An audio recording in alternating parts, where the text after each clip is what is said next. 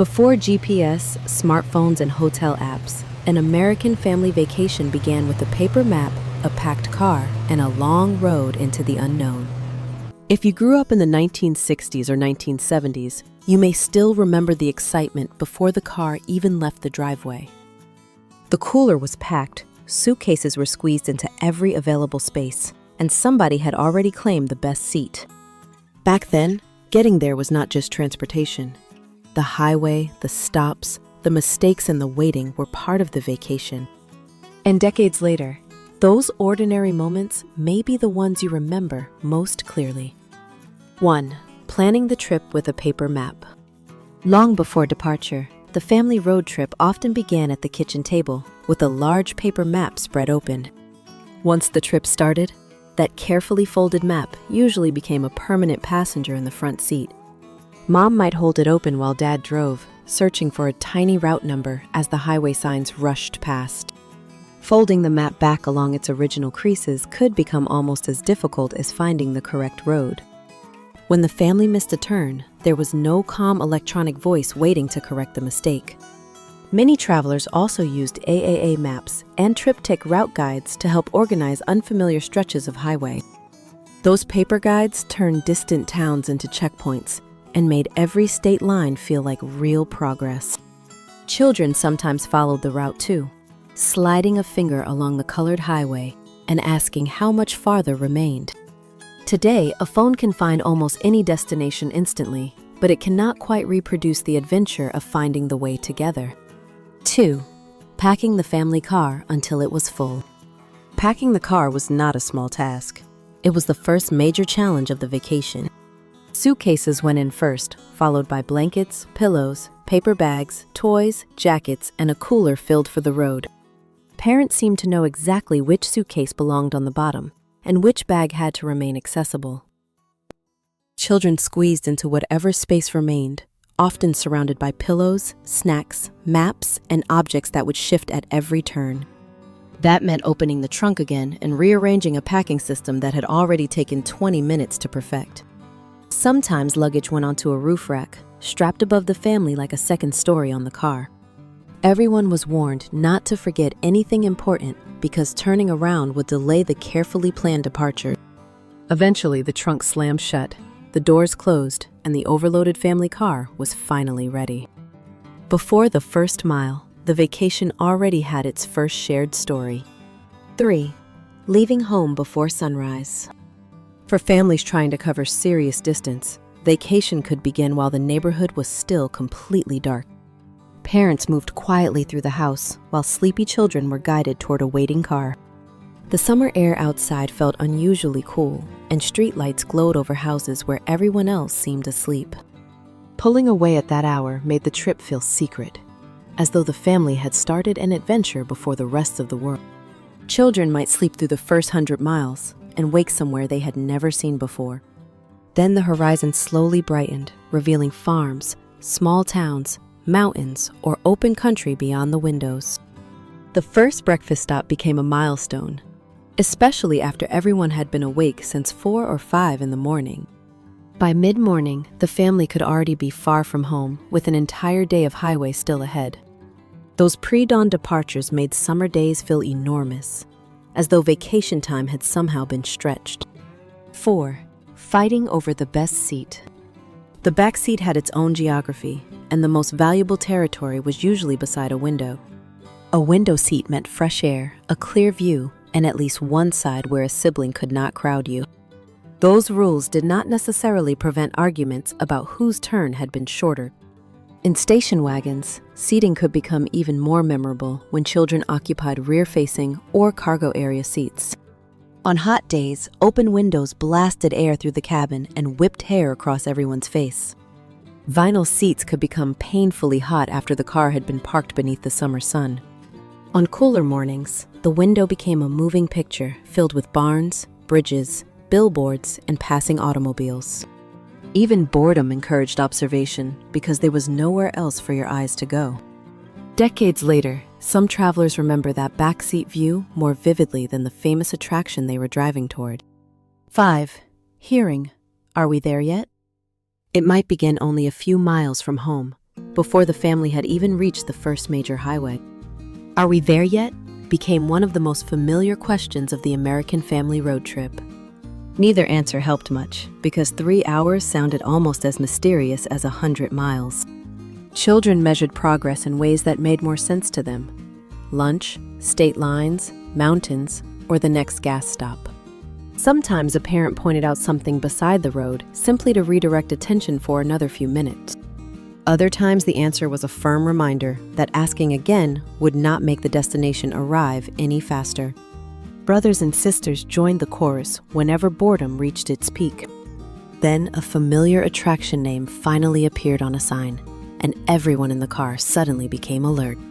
The endless journey had a destination again, and every mile seemed easier once the family knew it was close. 6. Inventing games in the back seat. Without tablets, phones, or streaming movies, children had to create entertainment from whatever the highway provided. A plate from somewhere far away could produce surprising excitement during an otherwise empty stretch of road. Some families played alphabet games, finding letters on billboards and signs while struggling painfully with Q, X, or Z. Others counted cows, red cars, motorcycles, bridges, or whatever objects could keep a contest alive. Children sang songs, told jokes, made up stories, and sometimes annoyed their parents with the same tune repeatedly. Sometimes entertainment was simply watching other families pass and wondering where their packed cars were headed. Kids waved at truck drivers, hoping for a blast from an air horn that could make the whole back seat cheer. The games required almost nothing except imagination and attention to the world outside. A strange license plate or unusual billboard could become the biggest event of an ordinary hour. 7. Eating road trip food from home. Before the family reached a diner, there was usually food packed at home specifically for the journey. Paper bags might contain sandwiches, crackers, fruit, cookies, potato chips, and other food that could survive several hours in a car. Some mothers packed enough food for a small expedition because buying every meal on the road could become expensive. Children learned to eat in a moving car while balancing food on their laps and protecting drinks from sudden turns. A sandwich eaten beside a highway somehow tasted different from the same sandwich at the kitchen table. Gas station candy or a bottle of soda could feel like a special vacation privilege rather than an ordinary snack. Families saved wrappers until the next stop, although the growing paper bag on the floor sometimes became part of the scenery. That smell would never appear in a travel brochure, but for many people, it became part of the memory of going somewhere. Even today, a familiar snack can bring back the feeling of watching summer highway miles disappear outside the window. 8. Stopping at a full-service gas station. A gasoline stop once involved more human interaction than simply inserting a card and operating the pump yourself. At a full-service station, an attendant could approach the driver's window and ask how much gasoline you wanted. For children, stopping meant finally opening the doors after a long stretch of being told to stay in the car. Everyone stretched stiff legs while somebody headed toward the restroom and somebody else investigated the vending machines. Gas stations also served as informal information centers when a family was lost or uncertain about the route. An attendant might explain how to reach the highway, recommend a nearby motel, or point toward a place to eat.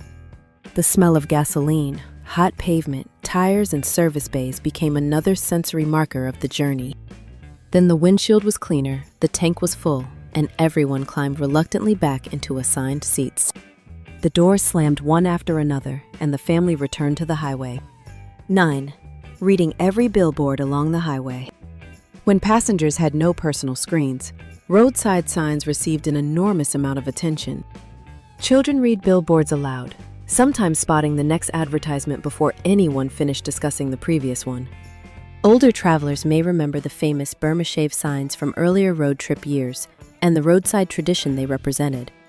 Even ordinary motel, diner, and gas station signs became useful landmarks during long stretches of unfamiliar highway. Roadside businesses used bright colors, oversized lettering, and unusual shapes because they had only seconds to capture a driver's attention. Children noticed everything, especially signs featuring animals, cartoon figures, giant objects, or mysterious attractions ahead. Some billboards began promoting the same tourist stop dozens of miles before the exit. By the time the family reached the turnoff, the kids might be convinced they had to stop. Those signs transformed empty highway into anticipation, promising something just beyond the next hill. 10. Begging to stop at a roadside attraction. American highways were dotted with places designed for one purpose: convincing traveling families to pull over. Many announced themselves long before arrival, with a campaign of billboards stretching down the highway. The first sign created curiosity, the next created interest, and by the fifth, the children were campaigning for a stop. Parents often resisted because every unexpected detour pushed the evening motel or campground farther away. The attraction might be genuinely impressive, wonderfully strange, or much smaller than the advertisement suggested. There might be a photograph beside an oversized object, a small museum, an animal exhibit, or a shop filled with souvenirs. Everyone wandered for a while, stretched their legs, and forgot about the mileage schedule. Then a postcard or inexpensive souvenir was purchased before the family climbed back into the car. The best road trip stories were often the things nobody knew they were going to see. 11. Eating at a roadside diner.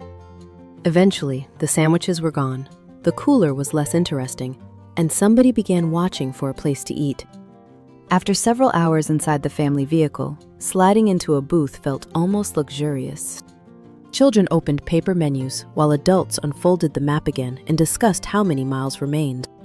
Hamburgers, fries, sandwiches, milkshakes, pie, coffee, and cold soda were familiar choices along the road. Chrome trim, counter stools, tabletop dispensers, and vinyl booths gave many roadside meals a look travelers still remember. No online ratings had guided the choice, so families often trusted a busy parking lot, a highway sign, or simple hunger. Sometimes the food was excellent, and sometimes it was merely food, in the right place at the right time. Either way, sitting still for 40 minutes felt wonderful after a long afternoon on the road. The diner disappeared in the rear window, becoming another small place permanently attached to that summer. 12. Hunting for a motel with a vacancy sign. As evening approached, the road trip changed. The question was no longer how far to drive, but where everyone would sleep. Vacancy was the word tired parents wanted to see glowing beneath a roadside sign. No vacancy meant continuing down the road while everyone became slightly less patient.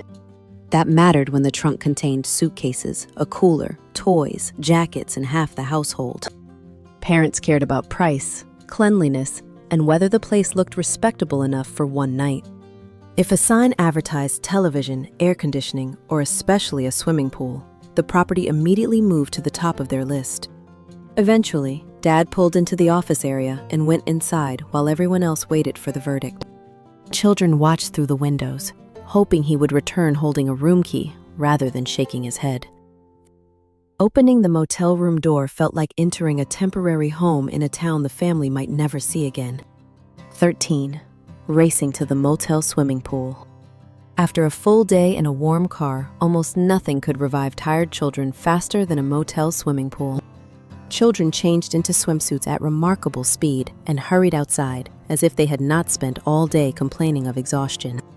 The pool did not need waterfalls, slides, or elaborate landscaping to feel extraordinary. There might be metal chairs, a diving board, a depth marker painted along the edge, and bright lights after sunset. Children splashed with brothers, sisters, and strangers who could become temporary friends for one evening. From the pool, you could sometimes see families arriving, car doors opening, and luggage being carried into neighboring rooms. Dinner might be delayed because nobody wanted to leave the water. Later, damp swimsuits hung over bathroom rails, chairs, or anything else that could hold them overnight. For many kids, it was not an amenity. It was one of the highlights of the vacation. 14. Collecting brochures, postcards, and souvenirs. Travel created a trail of paper and small objects that slowly accumulated inside the family car. Each pamphlet promised something worth seeing: caves, wildlife parks, historic sites, boat rides, museums, or roadside curiosities. Parents used brochures to decide whether an attraction deserved a detour, while children treated them like free collectibles. Gift shops offered another temptation, especially when children had a few dollars of spending money. There were pennants, keychains, miniature landmarks, snow globes, bumper stickers, and objects carrying the destination's name. Postcard racks offered bright pictures of beaches, mountains, motels, cities, and attractions photographed on perfect sunny days. Messages were short. Having fun. Weather is great. Wish you were here. The motel has a pool. Sometimes the postcard reached home after the family did, which became part of the joke. Finding one today can restore an entire trip. The motel room, the highway, the voices, and the people who were there. 15. Taking vacation pictures and falling asleep on the way home. A family vacation had to be remembered, but film made every photograph feel more deliberate than a phone picture today. Everyone was gathered together and told to look at the camera while the photographer tried to fit the scenery behind them. There was no screen to check, so the result remained a mystery until the film was developed after the vacation. Some families also carried movie cameras, capturing a few silent seconds of children waving, scenery passing, or relatives smiling. But before any film was developed, the family still had to make the long drive home. The return journey usually felt quieter, because each sign pointed toward familiar places instead of new ones. Children who had fought over seats at the beginning were often too tired to care anymore. Streetlights and passing headlights drifted through half-closed eyes as the family moved closer to home. The car finally turned into the driveway, carrying the same family that had left. But now, everyone shared another summer of stories. Those old family road trips were not always comfortable, efficient, or peaceful. Directions could be wrong, motel rooms could disappoint, siblings could argue, and 100 highway miles could feel endless. But families experienced the journey together because there was very little separating one passenger from another. Everyone saw the same billboards, waded through the same traffic, ate the same roadside food, and watched the same landscape pass. That may be why such ordinary details survived for so long in memory. The paper map, hot vinyl seat, motel vacancy sign, diner booth, swimming pool, and packed cooler became pieces of childhood.